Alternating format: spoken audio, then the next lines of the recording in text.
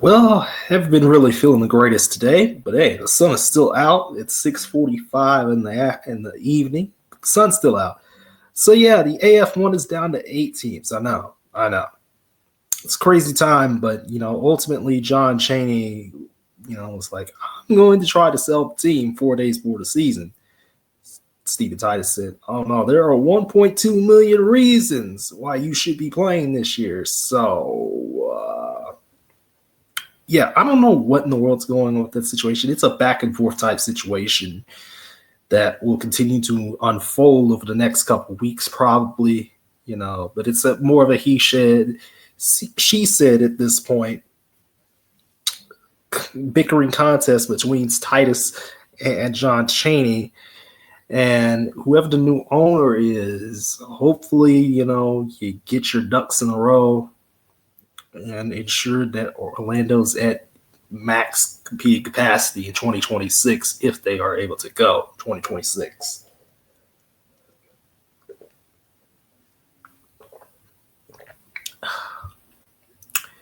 Arizona's just simply had no arena, no support, no nothing. So, yeah, of course they were going to fold. The only AF1 game that happened this week due to schedule adjustments, which, there's going to be new schedule adjustments for basically every week at this point because of Orlando and Arizona both folding. So, yeah, Southwest Kansas beat Nashville 40-26. Going to be a good season for the AF1 with these teams, with the solid teams, remaining. And now my updated playoff predictions for the AF1 are as follows: Albany, Billings, Salina, and Southwest Kansas. I know. It's kind of rough, but I mean, I don't really have, too much to say as far as, well, here we are. Well, gonna have some type of playoff structure for the AF1 with the 8 teams that are left. Those are the 4 that I think can win it all. I don't really know at this time, to be quite honest with you. What's going to keep happening. We'll see how the drama unfolds over the next couple weeks. The IFL tried to launch the IFL Network, their streaming service, but that streaming service thing has been kind of a disaster so far. We'll see if it, launches in time. It was supposed to launch couple days ago, but it has not launched yet.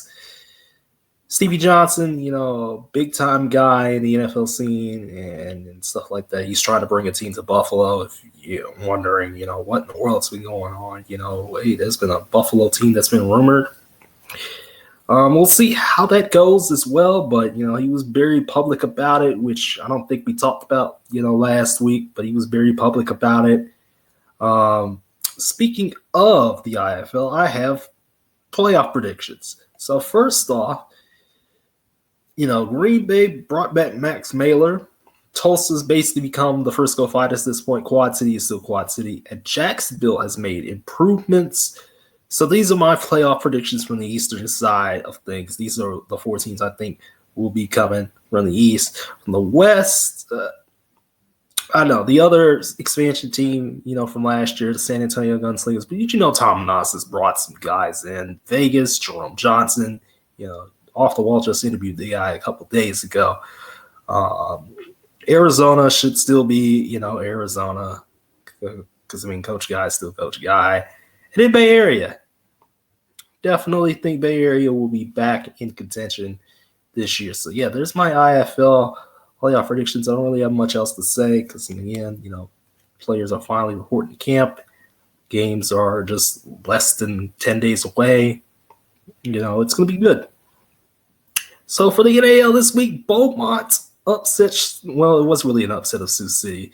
Omaha took care of business against Shreveport. Columbus beat Peach State. And Aaron Aiken, which I messed up the score here on the phone. I just realized.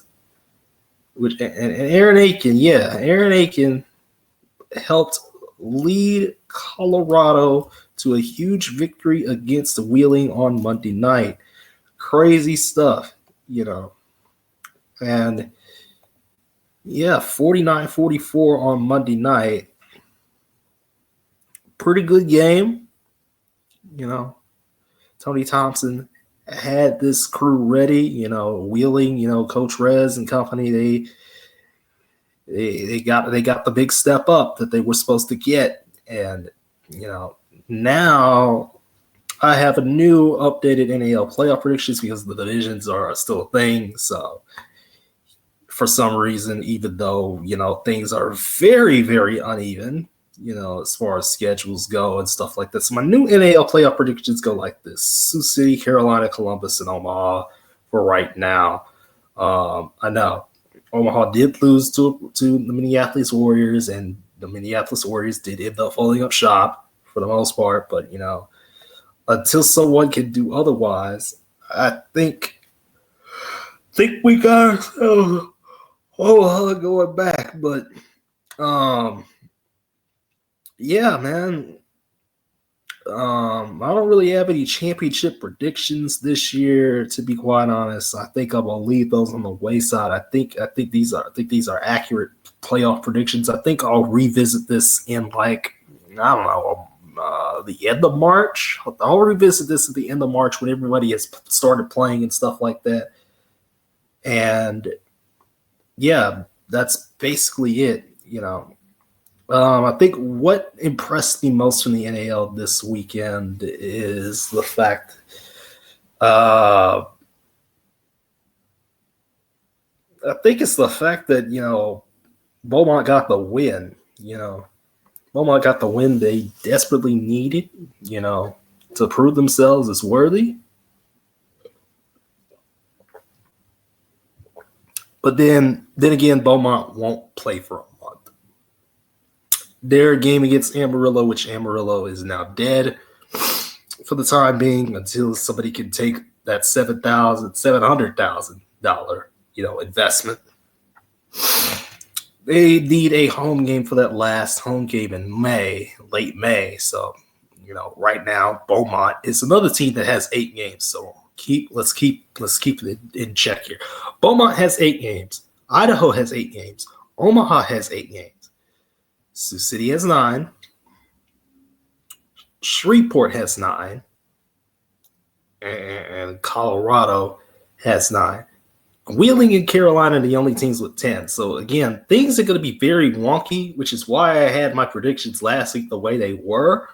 I don't think we should leave it up to divisions, but what do I know? The NAL has a little title sponsor or whatever that Ickard, said on Inside the Walls, which, I mean,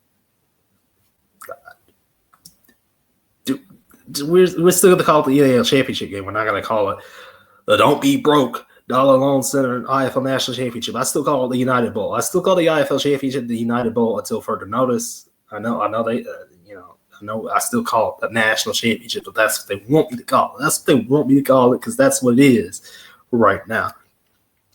And they get a lot of new coaches, a lot of new players. The landscape is changing.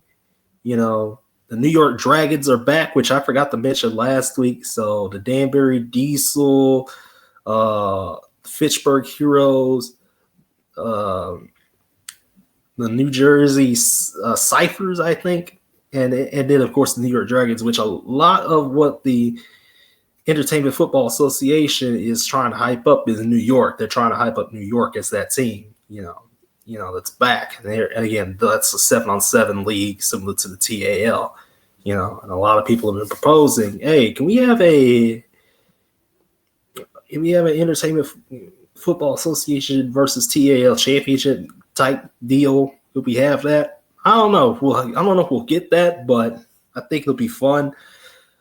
Speaking of TAL, not much being reported, on this side of things. A lot of player signings, though. A lot of player signings. The Loof is continuing to rack up guys, that are NFL caliber players. Other teams, really not so much at this point, or at least not right now that I've seen. But I do know the Loof has been, getting players up the wazoo. Again, the chaos that kind of unfolded from the off season into last week really kind of put a damper on things, to where I was like, I'm kind of overwhelmed here. But hey, if you watch my interview with the Greater Toronto indoor football leagues, Cody Baker, who runs that league. You'll get to see why things are the way they are. The championship game between the Hit Squad and the Supreme Team is this Saturday night at 6:30 p.m. Central Time. It'll be on the GTIFL's YouTube page. I even tagged them in the interview. I even tagged the YouTube channel in the interview, and I know there's been some problems with their YouTube channel, as far as production value go. AL2, ain't nothing to say. West Michigan also won. I just realized that. West Michigan, I just realized, I mean, to be fair, it is a West Michigan game, And let me check that score real quick so we can just kind of add it in here. Yeah.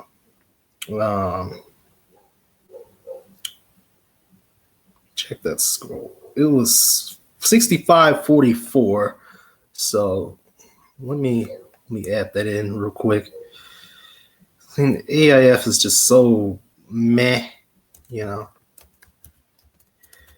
So yeah, and the one thing that kind of was surprising here from this was that West Michigan was like, okay, they're playing pretty good. It wasn't a complete blowout, and that kind of inspired the Detroit Ravens to say, hey, we want an indoor football team next year too. We want one.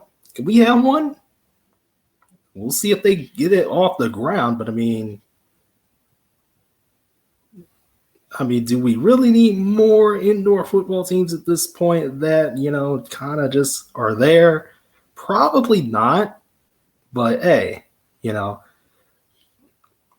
AF1's still trying to figure out, teams like Monterey and Stockton, for 2026, but is what it is there.